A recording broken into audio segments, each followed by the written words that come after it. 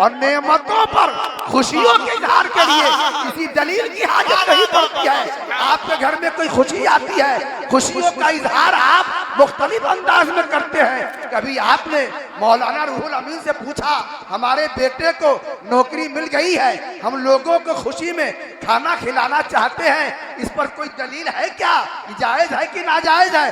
कभी कोई दलील आप पूछते नहीं है। तो खुशियों के इजहार के लिए दलील की हाजत नहीं होती है। मुस्तफा से बढ़कर और कौन सी नेमत है जो उनके यौम विलादत पर खुशियों के इजहार के लिए किसी दलील की हाजत नहीं है। जिसके दिल में मोहब्बत है, मोहब्बत फैसला कर लेती है कि खुशियों का इजहार इस अंदाज में होना चाहिए। इस्लाम ये महीना रमजान से भी ज्यादा फजीलत रखता है। सब जानते हैं कि इस माह मुबारक में कसरत के साथ हमारे और आपके आका सल्लल्लाहु अलैहि वसल्लम का मिलाद शरीफ पढ़ा जाता है। मिलाद शरीफ पढ़ना निहायत बाइस खैर बरकत है।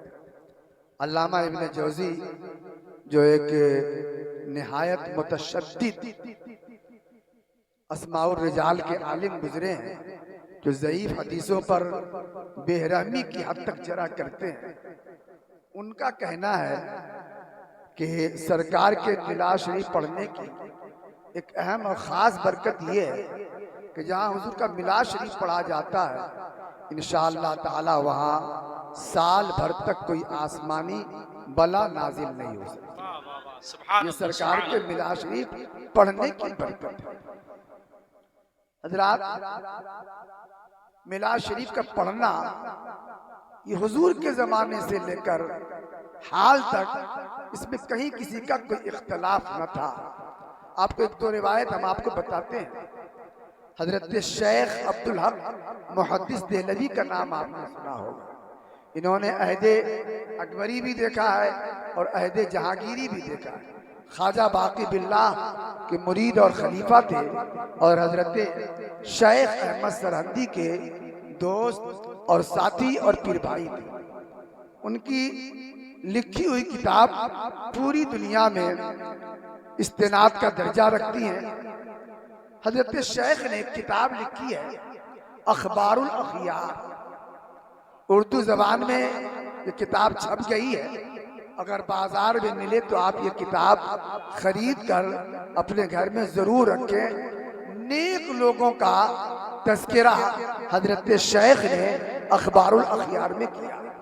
अखबारुल अखियार में हजरत शेख ने आखिर में एक बाब बांधा, बाबे मुनाजात दर बारगाहे काज़ुल हाजात। उस बाब के अंदर आपने कुछ तहरीरी दुआएं लिखी हैं। उन्हीं तहरीरी दुआओं में से एक दुआ हजरत शेख ने अल्लाह के दरबार में यूं की है कि परवरदिगारे आलम अब्दुल हक के पास कोई ऐसा अमल नहीं है जिसकी बुनियाद पर मैं ये यकीन करूं कि तू क़यामत के दिन मेरी मग़फ़िरत फरमा देगा। और इतनी बात जान लीजिए कि हजरत शेख अब्दुल हक वो आलिम रब्बानी है जो रसूलुल्लाह के हुक्म पर हिंदुस्तान में खास इल्म हदीस की इशाअत के लिए तशरीफ लाए। इस मुल्क के हिंद में इशाअत हदीस का सेहरा सबसे पहले अगर किसी आलिम के सर पर सजता है तो वो हजरत शेख अब्दुल हक मुहद्दिस देहलवी है। हजरत शेख आलिम रब्बानी थे और ऐसे आलिम अशरफ अली थानवी साहब ने भी उनके बारे में लिखा कि ये उन उलमा में से थे जिनकी रोजाना हाजिरी रूहानी तौर पर रसूलुल्लाह के दरबार में हुआ करता था। ये हजरत शेख अब्दुल हक मुहद्दिस देहलवी, उन्होंने अखबार ख़ियार में लिखा कि परवरदिगार मेरे पास कोई ऐसा अमल नहीं है जिसको मैं क़यामत के दिन पेश करूं और ये यकीन रखूं कि इस अमल की बुनियाद पर तू मेरी मग़फ़िरत फरमा देगा। मगर हाँ, एक अमल ऐसा है जिस पर मुझको पुख्ता यकीन है कि तू क़यामत के दिन उस अमल की बुनियाद पर अब्दुल हक की मग़फ़िरत फरमा देगा। और वो अमल यह है कि मैंने तेरे महबूब का मिलाद शरीफ पढ़ा और महफिल मिलाद के आखिर में खड़े होकर तेरे महबूब पर दरूदो सलाम का गजरा पेश किया है। ये अमल ऐसा है जिसको तू कभी रद्द नहीं फरमाता। इस अमल की बुनियाद पर मुझको यकीन है कि तू क़यामत के दिन मेरी मग़फ़िरत फरमाए। ये हजरत शेख की गवाही है कि तकरीबन 400 या 450 साल पहले के आलिम दीन है। हजरत शाह वलीउल्लाह मुहद्दिस देहलवी रहमतुल्लाह ताला अलैह को आप जानते हैं, बड़े पाए के आलिम थे जिनकी लिखी हुई किताब तफहीमात वगैरह पूरी दुनिया में पढ़ी जाती है और तजदीदी शान रखा करते थे। हजरत शाह वलीउल्लाह उन्होंने अपनी किताब में लिखा फयूजुल हरमैन में कि मैं हज करने गया और हज के बाद मैं मक्का शरीफ में ठहर गया, यहाँ तक के रबीउल अव्वल शरीफ का महीना आ गया, 12 तारीख आ गई तो मैंने देखा कि अहले मक्का मौलदुन नबी में जाकर सरकार का मिलाद पढ़ रहे। मौलदुन नबी वो जगह जहाँ हमारे और आपके आका सल्लल्लाहु ताला अलैहि वसल्लम की पैदाइश हुई। आज से 60-70 साल पहले तक वहाँ मौलदुन नबी का बोर्ड लगा रहता था, मगर नजदियों को उसमें भी आशिकान जाते हैं और वहाँ सलातो सलाम का नजराना पेश करते हैं। शिर्क मालूम हुआ तो उन्होंने वो बोर्ड हटा दिया और लाइब्रेरी का बोर्ड लगा दिया, मगर नादान को मालूम नहीं है कि मजनू लैला का घर तलाश कर ही लेता है और उसे किसी पता की हाजत नहीं। लैला के कदमों की चाप मजनू को उसका पता बता देती है।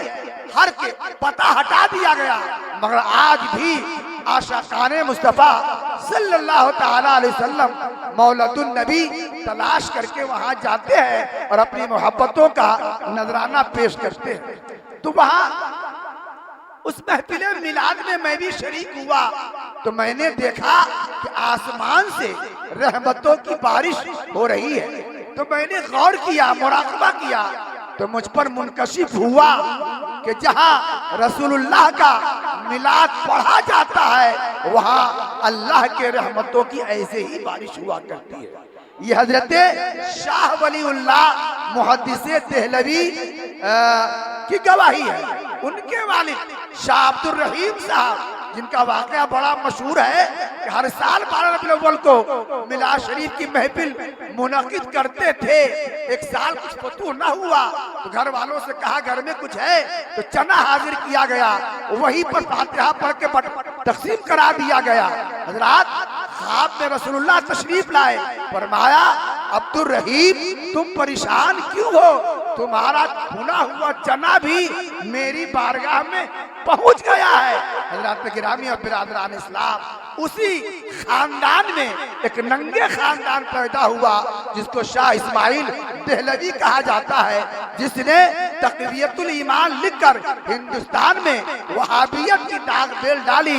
उसी बड़े खानदान का ये नालायक बेटा जिसने मिलाद शरीफ, और उसके बाद के लोगों ने, कुछ लोगों ने मिलाद शरीफ के हवाले से इनकार किया, हुजूर के जमाने में न था, फलां के जमाने में न था।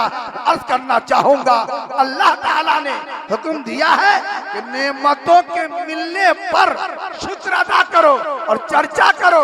मुस्तफा जाने रहमत सल्लल्लाहु ताला अलैहि वसल्लम से बढ़कर इस दुनिया में हम मोमिनों के लिए कोई नेमत नहीं है, और नेमतों पर खुशियों के इजहार के लिए किसी दलील की हाजत नहीं पड़ती है।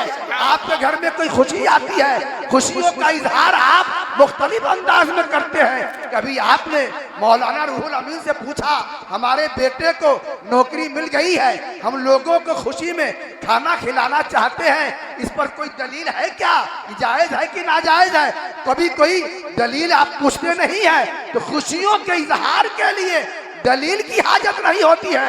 मुस्तफा से बढ़कर और कौन सी नेमत है तो उनके यौम विलादत पर खुशियों के इजहार के लिए किसी दलील की हाजत नहीं है। जिसके दिल में मोहब्बत है, मोहब्बत फैसला कर लेती है कि खुशियों का इजहार इस अंदाज में होना चाहिए। अस्सलाम वालेकुम। वाह वाह वाह। बज़्म मिलाद सजा देने का, डरने का नहीं।